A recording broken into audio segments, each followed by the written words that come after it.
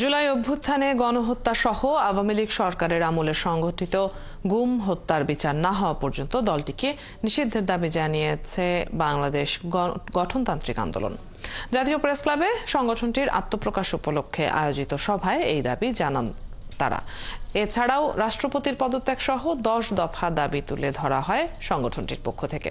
এ সময় জুলাই অভ্যুত্থানে আহত ও নিহতদের পরিবার ছাড়াও উপস্থিত ছিলেন আওয়ামী লীগ আমলে গুমের শিকার পরিবারের সদস্যরা। সভায় জুলাই হত্যাকাণ্ডে জড়িতদের দ্রুত আইনের আওতায় এনে সাজা নিশ্চিতের দাবি জানান তারা। সভায় বাংলাদেশ গঠনতান্ত্রিক আন্দোলনের 36 সদস্য বিশিষ্ট কেন্দ্রীয় আহ্বায়ক কমিটি ঘোষণা করা হয়।